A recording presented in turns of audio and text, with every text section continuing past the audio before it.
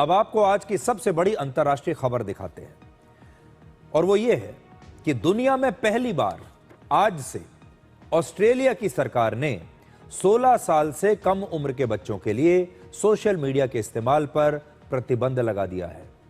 यह अंतर्राष्ट्रीय खबर दो देशों के विवाद या युद्ध के बारे में नहीं है, बल्कि सीधे सीधे आपके परिवार और आपके बच्चों के भविष्य से भी जुड़ी हुई है। आप इसे ऑस्ट्रेलिया का बचपन बचाओ आंदोलन भी कह सकते हैं, जहां ऑस्ट्रेलिया की सरकार को यह चिंता है कि उनके बच्चों को क्या हो रहा है, उनके बच्चों पर जो बदलाव आ रहे हैं सोशल मीडिया की वजह से, वो इसे लेकर चिंतित हैं। और आज हम देश के हर माता पिता से ये सवाल जरूर पूछेंगे कि क्या आपके बच्चों को सोशल मीडिया से बचाने के लिए भारत में भी एक ऐसा ही कानून लाने का सही समय आ चुका है। हमारे देश में 15 वर्ष तक की उम्र के करीब 35 करोड़ बच्चे हैं। फिर से आपको बता देता हूं, 35 करोड़ बच्चे हैं हमारे देश में 15 साल या 15 साल से कम उम्र के। आज हमारे देश में जो माता पिता हैं, पेरेंट्स हैं, उनका सबसे बड़ा डर यही है कि उनका बच्चा मोबाइल फोन में आखिर देख क्या रहा है, कहीं सोशल मीडिया उनके बच्चों को बिगाड़ तो नहीं रहा। और ऐसा कहा जाता है कि आजकल बच्चे स्कूल में कम और रील्स से ज्यादा सीखते हैं। नई पीढ़ी के बच्चे अपने परिवार से ज्यादा सोशल मीडिया इन्फ्लुएंसर्स की बातें सुन रहे हैं और उन्हें फॉलो भी कर रहे हैं। और सोशल मीडिया के एल्गोरिथम जो हैं वो बच्चों को गलत कंटेंट देखने से रोकने के बदले कंपनी का मुनाफा बढ़ाने के लिए डिजाइन किए जाते हैं। लेकिन ऑस्ट्रेलिया ने अपने देश के बच्चों के भविष्य को सोशल मीडिया से बचाने का एक नया रास्ता पूरी दुनिया को दिखाया है। अब वहां पर 16 वर्ष से कम उम्र के बच्चे Facebook, Instagram, TikTok, YouTube, x, Snapchat और थ्रेड्स सहित 10 सोशल मीडिया ऐप्स का इस्तेमाल नहीं कर पाएंगे। सबसे बड़ी बात यह है कि बैन किए गए सोशल मीडिया ऐप्स का इस्तेमाल करने पर बच्चों या फिर उनके माता पिता को जिम्मेदार नहीं ठहराया जाएगा, बल्कि पूरी जिम्मेदारी सोशल मीडिया कंपनीज पर डाली जाएगी। तो देखिए, आपको स्क्रीन पर भी मैं दिखा रहा हूं ये कौन कौन से ऐप्स हैं जो ऑस्ट्रेलिया में बच्चों के लिए बैन कर दिए गए हैं। और अगर किसी सोशल मीडिया कंपनी ने 16 वर्ष से कम उम्र के बच्चों को अपना अकाउंट बनाने दिया तो उस कंपनी पर लगभग 300 करोड़ रुपए का जुर्माना लगाया जा सकता है। फिलहाल इस बैन से WhatsApp, YouTube kids, Discord, Pinterest, messenger और रोब्लॉक्स जैसे ऐप्स को बाहर रखा गया है। इन पर बैन नहीं है क्योंकि ये मैसेजिंग और गेमिंग के लिए ज्यादा इस्तेमाल होते हैं। ऑस्ट्रेलिया की सरकार का कहना है कि आगे चलकर दूसरे ऐप्स पर भी बैन लगाया जा सकता है। और फिलहाल जिन ऐप्स पर बैन लगा है उन्होंने अब बच्चों के अकाउंट्स हटाने शुरू कर दिए हैं। तो सोचिए कितनी बड़ी क्रांति ऑस्ट्रेलिया में हो रही है कि वहां सोशल मीडिया ऐप्स ने बच्चों के अकाउंट्स को डिलीट करना शुरू कर दिया है। अब ये कंपनियां अपने यूजर्स से उनके उम्र का सबूत मांग रही हैं, जबकि पहले यूजर्स अपनी जो भी उम्र बताते थे सोशल मीडिया ऐप्स उसी को सच मान लेती थी और उनका अकाउंट खोल देती थी। आपको याद होगा हमारे देश में भी ऐसा बहुत होता है कि जो छोटे बच्चे हैं वो अक्सर अपनी उम्र गलत बता देते हैं और कोई उसे देखने वाला नहीं है, चेक करने वाला नहीं है। 16 साल से कम उम्र के बच्चे चाहें तो कुछ ऐप्स पर अपने अकाउंट्स को वो खुद भी डीएक्टिवेट अभी कर सकते हैं और 16 वर्ष की उम्र पूरी होने के बाद दोबारा उसे इस्तेमाल कर सकते हैं। ये एक ऐतिहासिक फैसला है और अब सोशल मीडिया कंपनीज को अपने मुनाफे के साथ साथ बच्चों के भविष्य के बारे में भी सोचना पड़ेगा। लेकिन अब दुनिया में पहली बार सोशल मीडिया से बच्चों को बचाने की कोशिश अब हो रही है, जिसका स्वागत होना चाहिए। और ऑस्ट्रेलिया के प्रधानमंत्री ने कहा है कि इस बैन से बच्चों का बचपन उन्हें वापस मिलेगा और माता पिता को भी मानसिक शांति मिलेगी। आज उन्होंने खुद एक वीडियो में क्या कहा है, देखिए।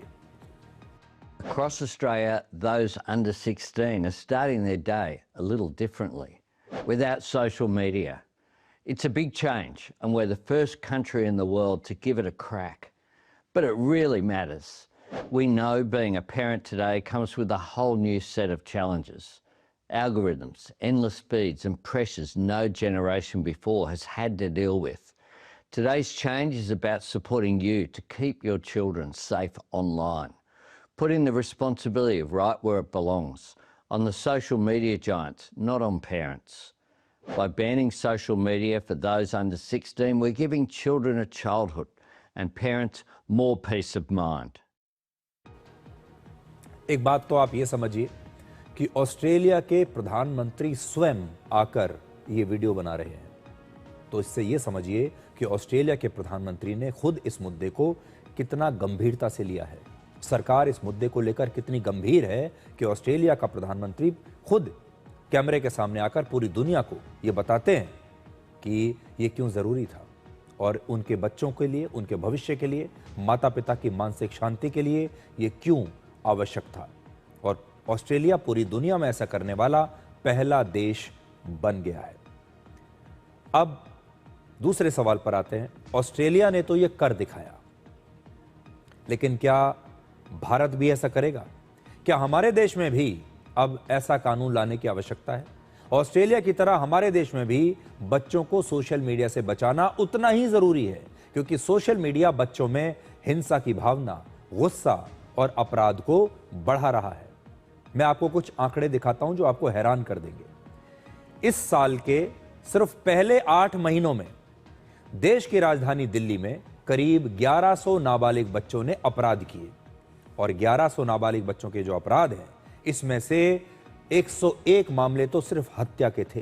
तो सोचिए, इस साल सिर्फ पहले 8 महीनों में ही नाबालिग बच्चों ने दिल्ली में 101 हत्याएं की हैं। ये कितना बड़ा बदलाव हमारे समाज में आ रहा है जब नाबालिग बच्चे इतनी बड़ी संख्या में हत्या के मामले से जुड़े हुए हैं, हत्याएं कर रहे हैं, अपराध कर रहे हैं। और दिल्ली पुलिस का कहना है कि इसकी एक बड़ी वजह सोशल मीडिया है।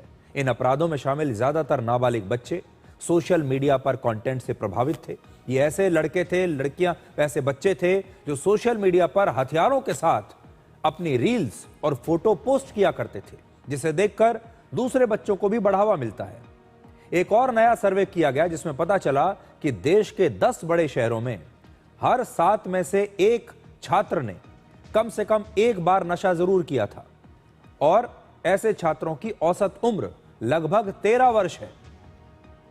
तो 13 वर्ष की उम्र में ही बच्चे नशा करना शुरू कर रहे हैं। आजकल हमारे बच्चों में डिजिटल मीडिया की लत एक बहुत बड़ी बीमारी बन चुकी है। एक और सर्वे के मुताबिक शहरों में 50% पेरेंट्स मानते हैं कि उनके बच्चों को सोशल मीडिया, OTT और ऑनलाइन गेमिंग प्लेटफॉर्म्स की लत लग चुकी है। 47% माता पिता कहते हैं कि उनके बच्चे हर दिन औसतन 3 घंटे या उससे ज्यादा समय सोशल मीडिया, OTT और ऑनलाइन गेम्स पर बिता रहे हैं। बच्चों पर सोशल मीडिया के प्रभाव का एक राजनीतिक एंगल भी आज आपको समझना चाहिए कि जब बच्चे इतनी बड़ी संख्या में सोशल मीडिया देखते हैं तो उनके मन पर क्या प्रभाव होता है। जरूरी नहीं कि वो सिर्फ अपराध ही करेंगे, लेकिन उनकी जो सोचने समझने की क्षमता है, उनकी जो सोच है, वो भी धीरे धीरे बदलती जाती है। और ये एक बहुत बड़ी वजह है कि आजकल आपने जो छोटे बच्चे हैं या जो जेन जी के बच्चे हैं, उन्हें एक सवाल पूछते हुए आपने भी देखा होगा। आजकल जेन जी के कई बच्चे ऐसे हैं जो कहते हैं कि आतंकवादी भी तो इंसान होते हैं, उन्हें आतंकवादियों से हमदर्दी होने लगी है। कई ऐसे युवा और बच्चे हैं जो कहते हैं कि घुसपैठियों के मानवाधिकार भी होते हैं, आप घुसपैठियों को बाहर नहीं निकाल सकते। बहुत सारे बच्चे, बहुत सारे युवा आज ऐसे मिलते हैं जो कहते हैं कि भारत जैसे देश को घुसपैठियों को बाहर क्यों निकालना चाहिए, ये दुनिया तो सबकी है, आपको घुसपैठियों को बाहर निकालने का अधिकार किसने दिया। उन्हें धर्मनिरपेक्षता की सही परिभाषा नहीं पता। बहुत सारे ऐप्स उन्हें ब्रेन वॉश कर रहे हैं और उनके दिमाग में घुसपैठियों की परिभाषा बदल रही है, धर्मनिरपेक्षता की परिभाषा बदल रही है, आतंकवादियों से उन्हें सहानुभूति हो रही है। और ये सवाल उन्हें किसी क्लासरूम में नहीं पढ़ाए गए, बल्कि ये सारी बातें सीधे उनके दिमाग में सोशल मीडिया से आई है। आजकल सोशल मीडिया एक खास तरह का नैरेटिव दिखा रहा है, जिसे देखकर जेन जी के युवा किसी गलत बात को भी अपना विचार मानकर उसे डिफेंड करने लगते हैं, उसका बचाव करने लगते हैं। और ये सब कुछ सोशल मीडिया का एक एल्गोरिथम है। आपने ये नोट किया होगा कि सोशल मीडिया पर एक खास विचारधारा ज्यादा चलती है। सोशल मीडिया एक ऐसा खतरनाक टूल बन चुका है जो बच्चों के मस्तिष्क में खतरनाक और कई बार देश विरोधी विचार डालकर उन्हें कंफ्यूज कर रहा है। अब ऑस्ट्रेलिया की सरकार चाहती है कि बच्चे सोशल मीडिया की इस डिजिटल लत से बाहर निकलें और असली जिंदगी से जुड़ें। बच्चों की जिंदगी में जो पहले की बातें हुआ करती थी, जब बच्चे बाहर जाते थे, प्लेग्राउंड में जाकर खेलते थे, अपने दोस्तों के साथ खेला करते थे, अपने दोस्तों के साथ समय बिताते थे, सारे दिन घर में नहीं रहते थे। ऑस्ट्रेलिया की सरकार चाहती है कि वो पुराने दिन लौट आए और अब दुनिया के कई और देश भी इसी मॉडल को अपनाने की तैयारी कर रहे हैं। लेकिन इस पाबंदी की कई चुनौतियां भी हैं। आजकल के बच्चे टेक्नोलॉजी के बहुत जानकार हैं, आपसे भी ज्यादा, माता पिता से भी ज्यादा टेक्नोलॉजी बच्चों को आती है। और जब इस तरह का प्रतिबंध लगेगा तो हो सकता है वो वीपीएन का इस्तेमाल करने या फेक प्रोफाइल्स बनाकर सोशल मीडिया का इस्तेमाल करने लगे। हो सकता है इस बैन का उल्टा असर भी हो जाए और अब बच्चे इंटरनेट पर डार्क वेब जैसा कुछ ढूंढ सकते हैं जो सोशल मीडिया ऐप से भी ज्यादा खतरनाक होगा। सोशल मीडिया प्लेटफॉर्म्स का बिजनेस मॉडल बच्चों को टारगेट करता है। हमारे देश में भी बच्चे अपने रिश्तों से कट रहे हैं, अपने परिवार से दूर जा रहे हैं। अब हमारे देश में भी पूरा परिवार डाइनिंग टेबल पर एक साथ बैठकर खाना नहीं खाता। अगर खाता भी है तो सभी लोग अपने अपने फोन पर व्यस्त रहते हैं। हमारे देश के बच्चे किताबों से दूर जा रहे हैं। अब वो हिंसा को अपना एंटरटेनमेंट मानते हैं, बाहर खेलने की बजाय ऑनलाइन गेमिंग करते हैं।